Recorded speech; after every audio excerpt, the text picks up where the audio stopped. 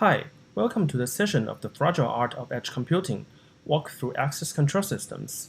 This talk was brought to you by Philippe Lin, Reyes, Joy Costoia, Vincenzo Ciancaglini, and Morten Swimmer. We came from Trend Micro forward-looking threat research team. So edge computing has become a popular word. However, if you have been playing computer for quite a long time, you should be familiar with the concept. Since the 1990s, we had standalone nodes, which were later then connected to local area network. The network then became internet and thin client and then cloud. And now once again, we need some powerful on-premises nodes. We call them edge computing.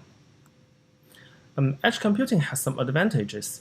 It saves bandwidth, especially when you're using cellular communication. You have limited bandwidth and you want to do things quickly. You want low latency and you want some sort of resiliency. Resiliency means that the edge nodes, gateways, servers are kind of automated in the sense that's where we wanted to exploit, and this is the main point of this talk today.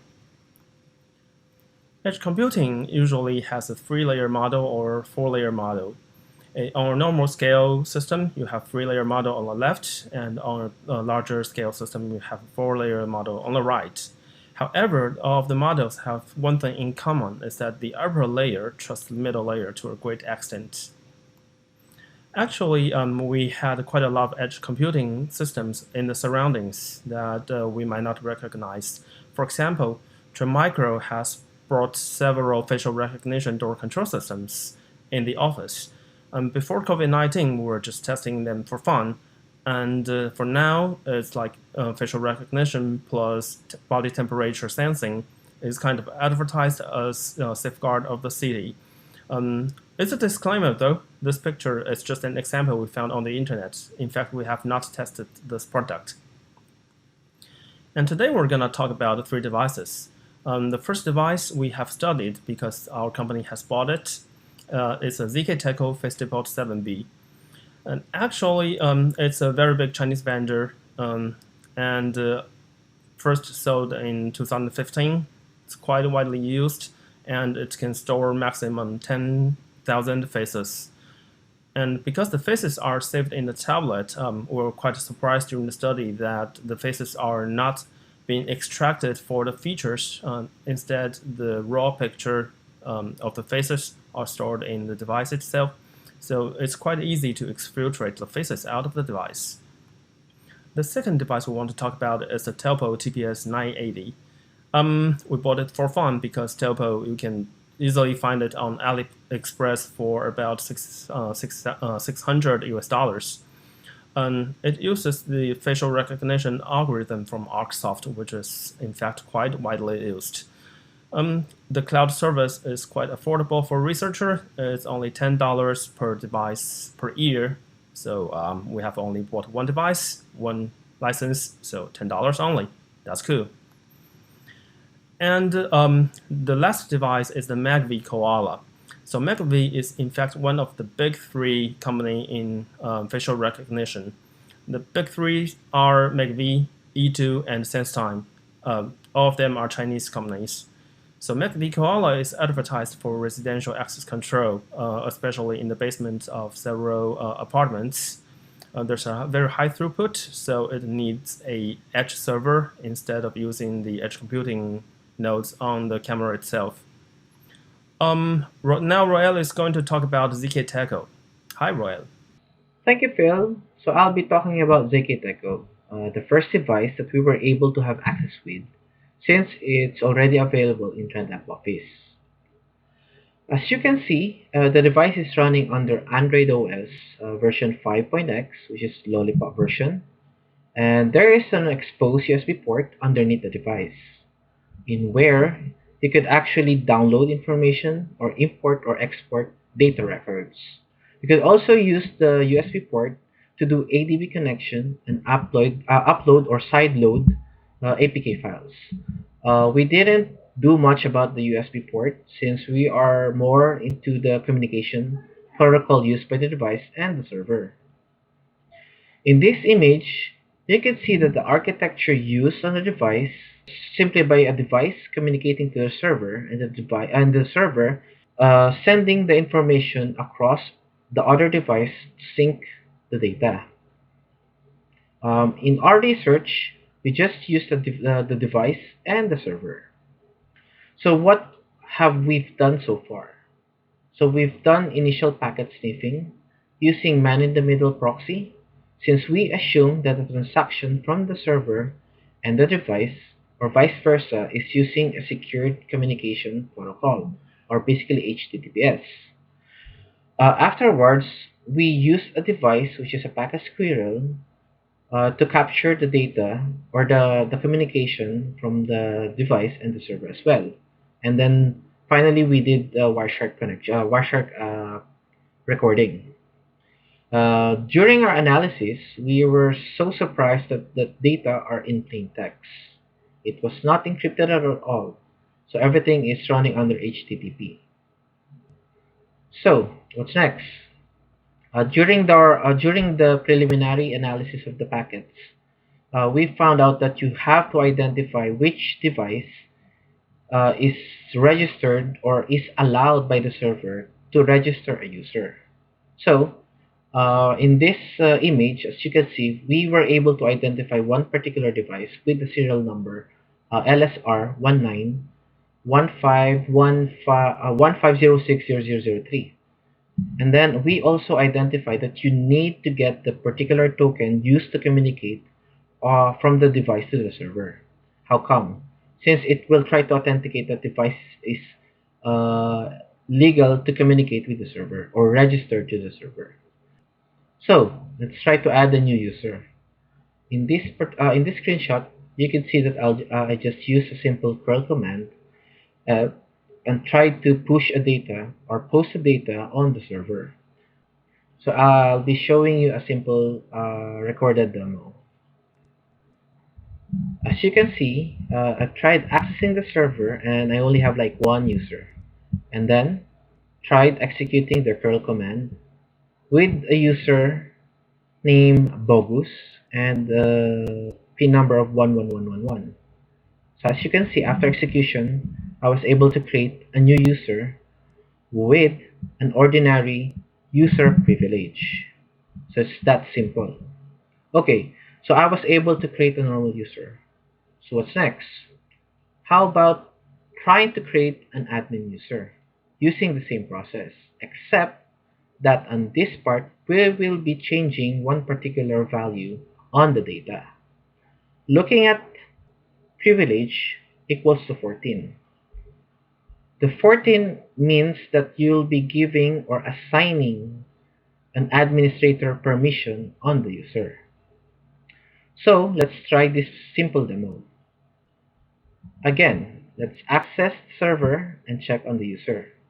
And then execute the curl command with that particular privilege ID. And then that's it. Now, let's go back to the server. As you can see, I was able to create Bogus and then check on the permission administrator. Okay, so I was able to create a user with administrator role. So what's next? Can I use it already? Well, yes, you can, but it is easily identified by administrator that this is a fake account. So why not make it more realistic? So let's try uploading or inserting a real picture on our user account.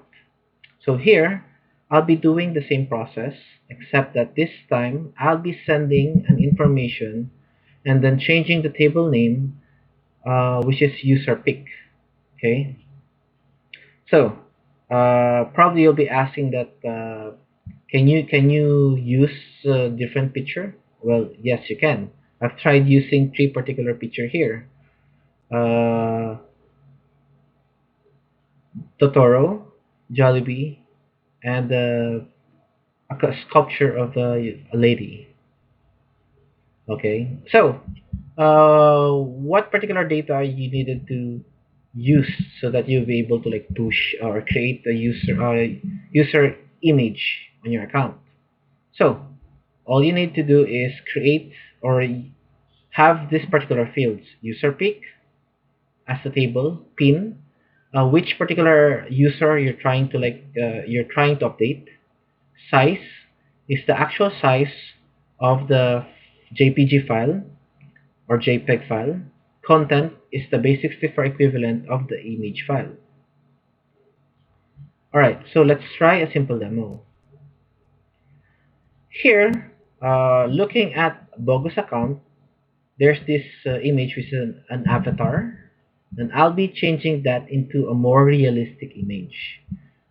So I'll be executing my curl command. Then after doing so, let's wait for the server to uh, update the information.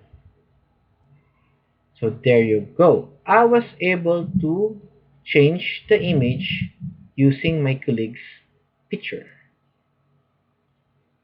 Alright, so is that enough? How about creating a biometrics for the facial recognition? Why not? So in this example, I'll be creating a photo image so that the device will register my biometrics. Again, these are the data that you need to use so that you could create or upload an image, and then the device will generate a facial recognition schematics so that the device will identify and authenticate you. So let's do a simple demo. Again, let's look at the server and check that the actual image is my colleague, and looking at the icon for the facial information, there is none registered. Now I'll be executing the script or the curl command. Okay, so after executing, let's wait for the server to generate the schematics or the biometrics for the facial recognition. And then looking at the biological template quantity for bogus, you see that the last icon there changed. So if you look at that, I was able to upload the image of my colleague, and it will be used to generate the biometrics so that the device will recognize him and then allow him permission on the premise. So what else can we do? We could also harvest user photos using the server API. Okay, the information that we could actually get there are the images and the ID. So the API returns information, which is there's no authentication needed, there's no checking needed, and there's no rate limit. So it's quite easy for us to harvest all the information, or all the image and the ID numbers. So why do we have to do that? So if, for example, I am targeting a specific person and I don't know that particular person, I could use this and then try to check, okay, this particular ID is the one that I'm looking for, and this is his actual image. So I could actually use that and then probably change that information if I wanted to. So looking at this demo, so I'll be using a basic exploit. Basically, we call it a directory, an open directory traverse. So let's try to check first how many users do we have. So we have Angel and the bogus account. Now let's try to access the the open directory URL. So here, I was able to get the image or the photo of the user 9760121, which is Angel.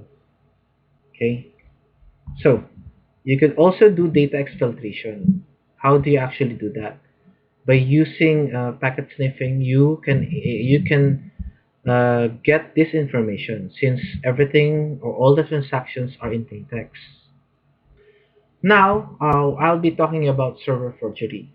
since we were able to create a script that will perform everything from user creation, changing of permission, creating an image, and uploading an image for the facial recognition. Okay, so let's look at this simple demo.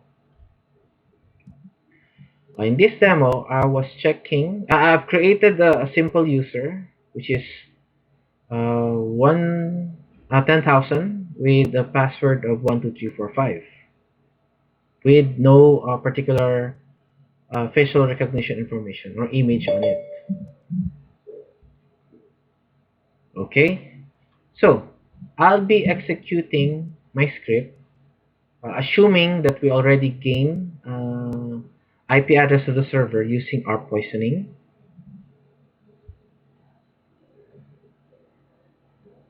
So as you can see, I'll be using a parameter ID, which will be used to generate my user and a name. So I'll be using my name, Roel, and then try to execute it. Now, let's just wait so that the device will communicate on this script, and then this script will push all the commands so that the device will create the user and everything. How do we validate? So, let's wait for a couple of seconds so that we can make sure that the device is executing everything. Now let's look at the logs. Here, you can identify that we have success for the four commands that I've pushed. Now let's try it on the device. Okay, so I was able to identify my image, which using the user I've created. So let's try if I have administrative access on the device.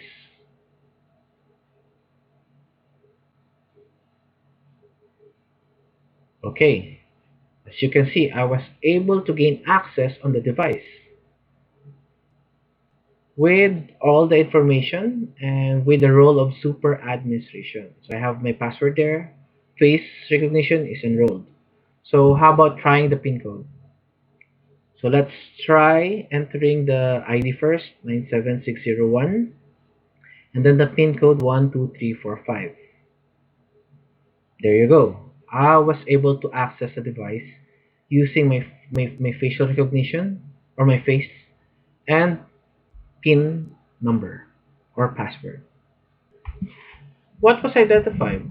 So we were able to create regular and admin user, change the roles from normal to admin, change the actual image, update the biometrics information, harvest images and other information, and perform server forgery.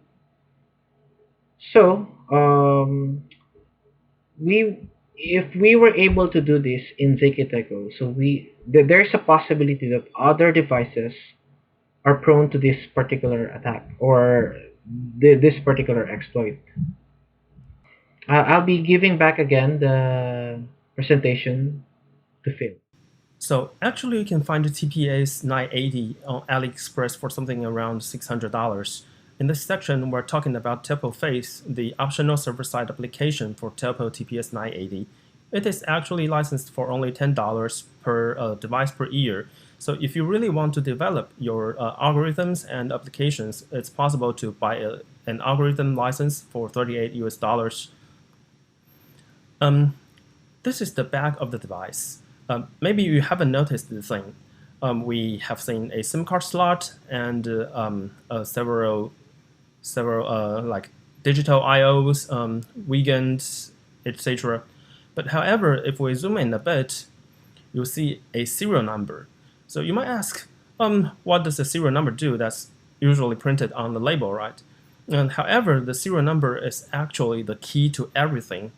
You can add a user, delete the user, change admin password, change pictures, make fake attendance logs, dump the user database, and download the whole picture with the single serial number. On the good side, we really want to say that's good to have HTTPS forced on, and the underlying library of Novate is checking the certificate. So it's very hard to install a fake certificate in Android 7 or above. So this is actually a good one. And however, the only problem we have found on the device is that the access log and all the logs are in quite a detailed format. It's stored on a device. So with the root access, which you do, you can find everything like API calls, where do they go, and which key they're using. So even though we cannot intercept the traffic, we cannot pretend to be the server, we can pretend to be the client. So this is the idea. It's possible to obtain the access token once you know the serial number. And the client secret is the same everywhere. This one client secret per company. And the access token changes every time, but it's okay. You can just regain it by calling the API. We cannot impersonate the server, but we can impersonate the client. So on the screen, you see that there is a serial number printed on the back of the device. We just copy the serial number and call the API key. And the device info API is used to get the secret and the device password. Once you have the device secret, you can use the device secret or client secret to call an OAuth API to gain the access token. And once you have the access token, you can just copy it. It will expire in about 1 hour. Then take it to the backend and tell the backend server that the device goes online. After the device is online, you can just dump a guest users. For example, we have created a fake guest user here, and actually you see the mobile telephone number if you have input it, and you see a QR code. The QR code is quite fun. It's actually possible to just print it as a QR code and make a fake ID to be scanned, and you can get the access. And with the command sync user delete, you can see a deleted user list. And you might notice there's an image, and just copy this URL and polish it a little bit. You can just wget and download the picture without any credential. It's also possible to just add a fake attendance record. Like remember the dates we have put, it's June 22nd. And use the same key, you can get total number of employees in the DB. And of course, list all the employees in the database. Now we want to add a user. So just use the same key to add a user, and now you can log in back to the cloud server of Telpo Cloud. You may log in with the Trend Micro and our credential. Of course, this credential is different from all the credentials above, so you cannot really brute force it or get it by any means.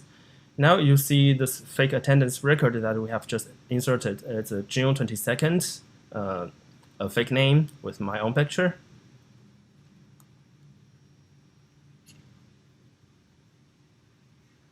And here is another demo. So we have actually written a script to automatically retrieve all the employees' picture by getting the client secrets automatically, access token automatically, and then download pictures of everyone with the names. So we have told the vendors what has happened and what we have found. The vendors' response is quite good. They said they would release a GDPR compliant update in August. So that has already happened. And now let's talk about McAfee Koala. McAfee Koala has a very, very comprehensive architecture. However, there's a weakest link on the picture. It's the network relay on the right, labeled as yellow. When someone approaches the door and the face got caught by the camera, the camera would take a snapshot and upload the snapshot immediately to the server, to the edge server. And a JSON is returned from the server telling the tablet or the camera whether the door can be opened. However, this is just a notice. It's useless to intercept and change the can open door from false to true. It doesn't work like that.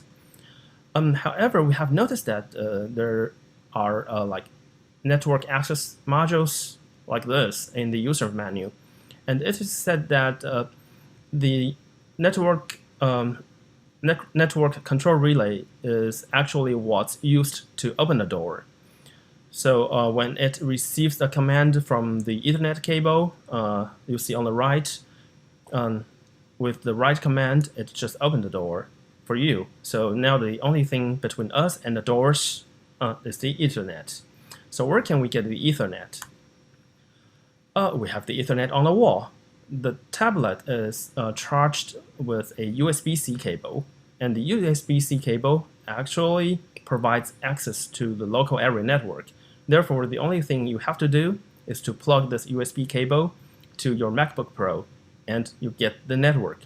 Now you can use Nmap to just scan the network, try to find where the relay is, and send a command. The command is quite universal. Just send echo on 1 to that IP address port 5000 in UDP, and you can open the door. We really appreciate the vendor's actions. The vendor has released a public advisory very quickly to the customers. They have a manual workaround, and the support can just teach the customers how to implement the workaround. The series is no longer being produced, and a new series are going to replace the old series, as said the vendor. And they are going to gradually deploy all product within 1 month, which means once you have everything, which means they have already deployed it. Summary. So these are some tiny issues that has caused a great impact to the cybersecurity in edge computing systems. In our case, it was the facial recognizing door control system. However, the principles are generic. So first, HTTPS should be enforced. Server certificate and client certificate should always be inspected. In the case of ZK-Teco and McAfee Koala, they are still using HTTP. Unencrypted traffic makes it possible to intercept and man in the middle and change the values on the fly. Second, serial numbers should be harmless. After all, we found serial numbers printed everywhere, like on the stickers and the back of the device or on the boxes. Therefore, it's really a bad idea to use the serial number as the very single key to access everything in your service. And third, USB port should not be exposed. Actually, we have found exposed USB port in all of the devices that we have studied. Takeaways are, these vulnerables are not new. In fact, they have been documented for years. For example, we are all very familiar with OWASP top 10 web vulnerabilities. The vulnerabilities that we have found in this research can be categorized as below, like lack of encryption by default, encryption disabled at server side, broken authentication and session management, and vulnerable components. In order to deploy an edge computing system, greater caution is needed to deploy the devices in a secure way. Especially for the edge computing model, upper layer must not blindly trust the middle layer, and you should always encrypt the data and check data integrity, and at least make access logs auditable so that when you are hacked, you know you are hacked. Thank you for attending our session. Should you have any questions, don't hesitate to drop us an email or contact with any Trend Micro delegate.